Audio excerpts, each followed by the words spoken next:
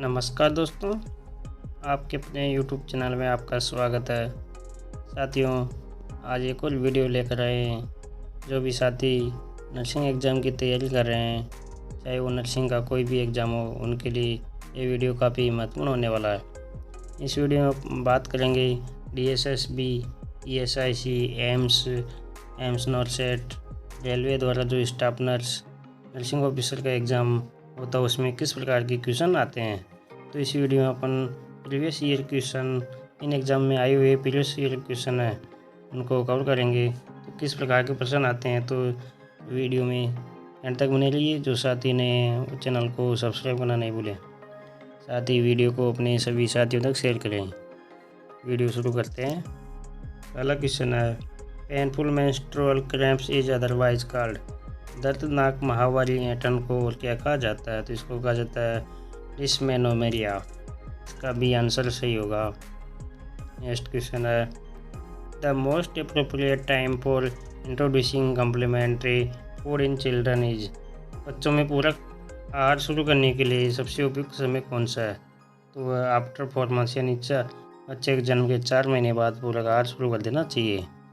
Next question है, quantitative assessment of neonates condition at birth is done by. यानी जन्म के समय नवजात शिशु की हालत का मात्रात्मक मूल्यांकन कैसे किया जाता है, तो किया जाता है एपगार स्कोर द्वारा। इसका सी आंसर सही होगा। नेक्स्ट क्वेश्चन है, हाइड्रोसिल इज स्वेलिंग ऑफ। यानी हाइड्रोसिल किसकी सूजन है, तो वह स्क्रोटम यानी अंडकोश की थैली की सूजन। ये आंसर सही होगा। Next question, माइपिया is collected by. निकट दृष्टि दोष कैसे ठीक किया जाता है, कॉनकेव लेंस द्वारा यानी कि अवतल लेंस द्वारा इसको ठीक किया जाता है।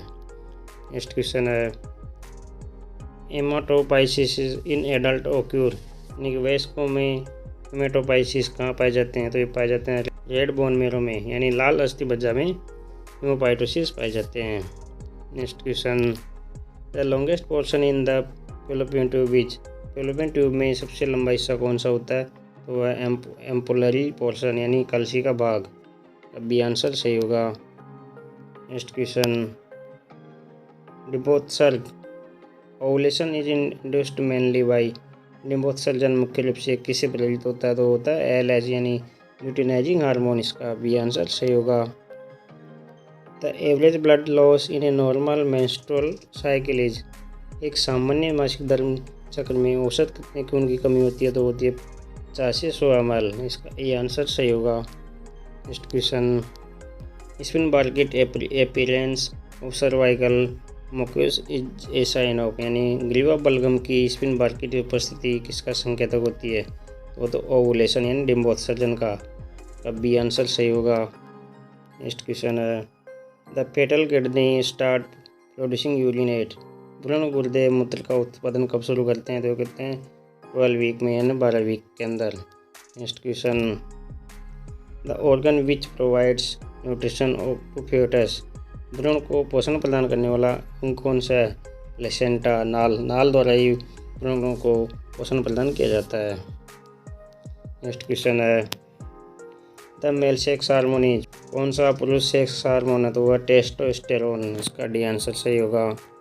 Next question, the hormone that confirm pregnancy is. गर्भधारण की पुष्टि करने वाला कौन सा हार्मोन है, तो कौन सा HCG human chorionic gonadotropin. Human chorionic gonadotropin गर्भावस्था के शुरुआती दिनों में प्लेसेंटा द्वारा निर्मित एक हार्मोन होता है। Next question, the average weight gain during pregnancy. गर्भावस्था के दौरान औसतन कितना वजन बढ़ता है, तो बढ़ता है 12 से 13 किलो। इसका भी आंसर सही होगा।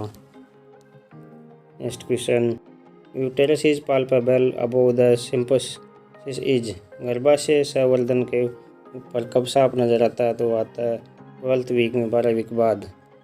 Next question, a woman is pregnant for the first time is called. यानी कि पहली बार गर्भवती होने वाली महिला को किस नाम से जाना जाता है, तो वो चला जाता है प्रीमो ग्रेविडा। इसका भी आंसर सही होगा। मल्टी ग्रेविडा बहुप्रसवा किसे कहते हैं, एक से अधिक बार गर्भवती होती है उसको।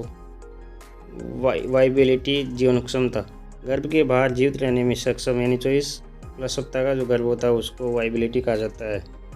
नल्लीपेरस अप्रसवा किसे कहा जाता है? अभी भी गर्भधारण की जीवन क्षमता तक नहीं पहुंचने वाली महिला को नलीपेरम कहा जाता है। मल्टीपेरस 2 या 2 से अधिक प्रसव हुए हैं जो कि जीवन क्षमता वाइबिलिटी तक गए हैं, उसको मल्टीपेरस कहा जाता है। The second stage of labour stage यानी प्रसव का दूसरा चरण किसका चरण होता है? तो होता है एक्सप्लोजन ऑफ फ्यूटस यानी भ्रूण का निष्कासन। ये आंसर सही होगा। The commonest presentation of fetus at the onset of labour, प्रसव की शुरुआत में भ्रूण की सामान्य प्रस्तुति क्या कहलाती है? Vertex presentation. डी आंसर सही होगा।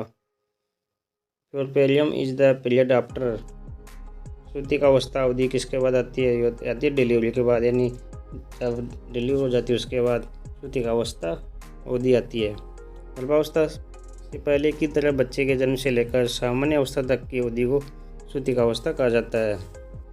यह लगभग 6 सप्ताह की अवधि होती है, यानी प्यूपेरियम 6 सप्ताह की अवधि होती है। इसके 3 चरण होते हैं, अर्धजीर्ण प्रसवोत्तर, विलंबित प्रसवोत्तर अवधि। Next question, hormone essential for milk injection is, दूध के उत्सर्जन के लिए कौन सा हार्मोन आवश्यक होता है? तो ऑक्सीटोसिन। ऑक्सीटोसिन हार्मोन द्वारा ये दूध का निर्माण होता है। Next question, the chief site of ectopic pregnancy, अस्थानिक गर्भावस्था का मुख्य स्थान कौन सा है? तो ट्यूबल प्रेगनेंसी। ये आंसर सही होगा। Next question, the normal duration of pregnancy, गर्भावस्था की सामान्य अवधि कितनी होती है? ये होती है 280 दिन की। अभी आंसर सही होगा। Prophylaxis of RH incompatibility is done by, RH असंगति की रोकथाम कैसे की जाती है? तो की जाती है administration of anti D to mother, माँ को डी विरोधी एंटी डी देकर। इसका बी आंसर सही होगा। TORCH torch infection include all except, निम्न में से किसको छोड़कर टॉर्च के संक्रमण से सभी शामिल है? इसमें टेटनस को छोड़कर टॉर्च के संक्रमण सभी शामिल है। टॉक्सोप्लाज्मोसिस, साइटोमेगालोवायरस और रूबेला TORCH टॉर्च संक्रमण के अंतर्गत आते हैं। टॉर्च का अर्थ होता है टॉक्सोप्लाज्मोसिस, रूबेला, साइटोमेगालोवायरस, दाद सिम्प्लेक्स और HIV। इस इन्फेक्शन में पीलिया, बुखार, भूख में कमी, पीलिया और लीवर के बढ़ने, हल्का फ्लू और स्किन पर जामुनी या लाल रंग के छोटे धब्बे पड़ जाते हैं। Next question, postmortem haemorrhage is defined as a minimum blood और लॉस ऑफ, यानी प्रसवोत्तर रक्तस्राव को खून की न्यूनतम कितनी हानि के रूप में परिभाषित किया गया है? तो ये किया गया 500 ml का खून कमी हो जाती है। नेक्स्ट क्वेश्चन है, dispenses of cervix is assessed by, यानी गर्भाशय ग्रीवा की परिपक्वता का मूल्यांकन कैसे किया जाता है? तो किया जाता है बाइशॉप स्कोर द्वारा, यानी बिशॉप स्कोर। गर्भाशय ग्रीवा की पूर्णता का मूल्यांकन 8 या उससे अधिक के बिशॉप स्कोर द्वारा किया जाता है। Next question, long term control of blood sugar is assessed by estimation of, blood sugar पर लंबी अवधि तक नियंत्रण के मूल्यांकन का आकलन कैसे किया जाता है? तो किया जाता है HbA1c परसेंटेज द्वारा। इसका ए आंसर सही होगा। नेक्स्ट क्वेश्चन है, lack of bowel sound in the immediate postoperative period में भी ए साइन ऑफ, यानी ऑपरेशन के तुरंत बाद आंत्र ध्वनियों का अभाव किसका संकेत हो सकता है? तो वह पैरालिटिक इलियस, यानी लकवाग्रस्त अंतरावरोध का। इसका डी आंसर सही होगा। When a patient exhales less than 300 ml of urine per day, the condition is called, जब एक रोगी प्रतिदिन 300 ml कम मूत्र त्याग करता है तो उस अवस्था को क्या कहा जाता है? ओलिगुरिया। इसका ये आंसर सही होगा। Passing blood in urine is called, मूत्र के साथ मूत्र आने को क्या कहा जाता है? हेमोटीलिया। इसका सी आंसर सही होगा। ब्लड कैंसर का सबसे आम लक्षण यूरिन में खून में आना, जिसे हेमोटीलिया कहा जाता है, यानी यूरिन में खून आ जाता तो उसको हेमोटीलिया कहा जाता है, जो कि ब्लड कैंसर का खतरा रहता है। हाइड्रोनेफ्रोसिस क्या है? तो हाइड्रोनेफ्रोसिस जो कि गुर्दे का फैलाव, डिलाइटेशन ऑफ किडनी, गुर्दे का फैलाव कहलाता है। हाइड्रोनेफ्रोसिस किडनी से जुड़ी समस्या है जिसमें पेशाब करते समय दर्द होता है, पेशाब किडनी में वापस चला जाता है और किडनी के ऊतकों पर प्रभाव डालता है जिससे सूजन हो जाती है। इस बीमारी में किडनी में सूजन आ जाती है। Sleeping pulse rate is classically increased इन, यानी सोते समय जीवन की नब्ज दर किसमें बढ़ जाती है? हाइपरथायराइडिज्म यानी अति गलग्रंथिता। इसका सी आंसर सही होगा। The chief regulator of immune mechanism is, प्रतिरक्षा तंत्र का मुख्य नियामक कौन सा है? तो हेल्पर टी सेल यानी हेल्पर टी कोशिकाएं। Next question, Bartholin gland is present, यानी बार्थोलिन ग्रंथि किसमें उपस्थित होती है? तो होती है योनि के अंदर, वेजिना में। बार्थोलिन ग्रंथियां योनि के द्वारा प्रत्येक ओर स्थित होती है। वे तरल पदार्थ का स्राव करती है जो योनि को चिकनाई प्रदान करने में सहायता प्रदान करती है। कौन सी है बार्थोलिन ग्रंथियां? नेक्स्ट क्वेश्चन है, the thickest layer of uterus, गर्भाशय की सबसे मोटी परत कौन सी है? तो मायोमेट्रियम। इसका ये आंसर सही होगा। The consents phase in A menstrual cycle, मासिक धर्म चक्र में निरंतर चरण कौन सा होता है? Luteal phase. इसका डी आंसर सही होगा।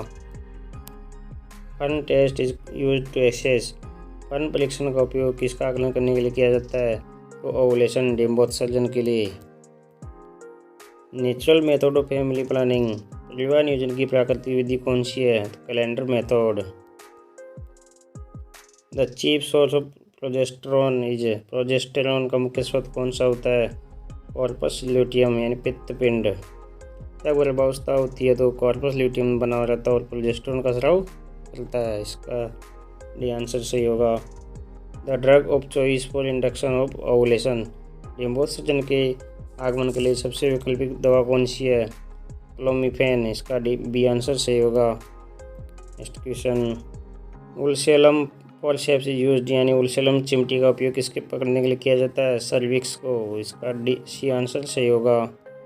नेक्स्ट क्वेश्चन है, the first event of puberty is girls, यानी लड़कियों में यौवन की पहली अवस्था कौन सी होती है? तो होती है तेलार्चे। बी आंसर सही होगा। तेलार्चे में महिलाओं में पहला मासिक धर्म शुरू हो जाता है। Next question, the most preferred route of administration of insulin, insulin के लेने का सबसे पसंदीदा मार्ग कौन सा होता है? वह सबक्यूटेनस यानी चमड़ी के नीचे। The most distal blood vessel that can be palpated with, सबसे दूर की रक्त वाहिका कौन सी है जिसे स्पर्श किया जा सकता है? तो वह डोर्सालिस पेडिज आर्टरी, डोर्सालिस पादधमनी। Next question, serum amylase level is used to assess damage to, यानी सीरम एमाइलेज स्तर का उपयोग किसको नुकसान का आकलन करने के लिए किया जाता है? तो पेनक्रियाज, यानी पेनक्रियाज को नुकसान होता है तो उसके सीरम एमाइलेज का स्तर पता किया जाता है। साथियों, ये नर्सिंग ऑफिसर के विभिन्न एग्जाम में आए हुए क्वेश्चन थे जो आपके लिए काफ़ी महत्वपूर्ण है। तो इस प्रकार के क्वेश्चन जो DSSB, ESIC, railway, nursing officer, AIIMS, not में इसी प्रकार के क्वेश्चन आते हैं। तो अपने सभी साथियों तक वीडियो को शेयर करें। जो साथी चैनल पर नए हैं वो चैनल को सब्सक्राइब करना नहीं भूलें। डेली लेटेस्ट अपडेट पाने के लिए हमारे टेलीग्राम चैनल को ज्वाइन करें। धन्यवाद।